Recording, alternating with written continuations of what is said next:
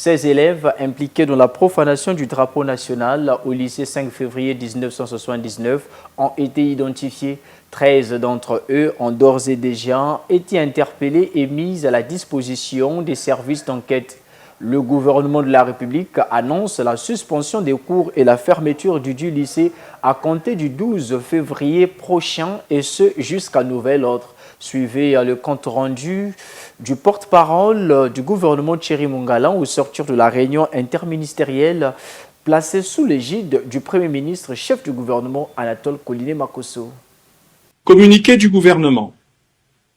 L'opinion nationale a été alertée depuis quelques jours par la mise en ligne d'une vidéo devenue virale, révélant des actes inciviques qui auraient été commis dans l'enceinte du lycée technique du 5 février 1979.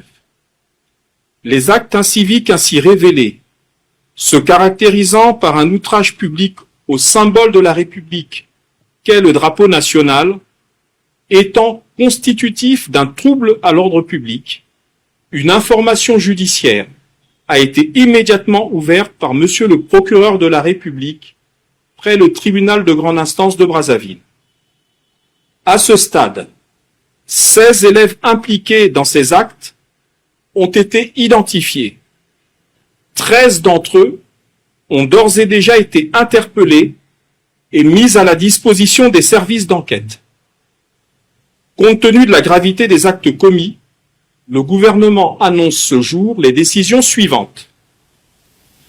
Premièrement, la suspension des cours et la fermeture du lycée du 5 février 1979, à compter du lundi 12 février 2024, et ce, jusqu'à nouvel ordre.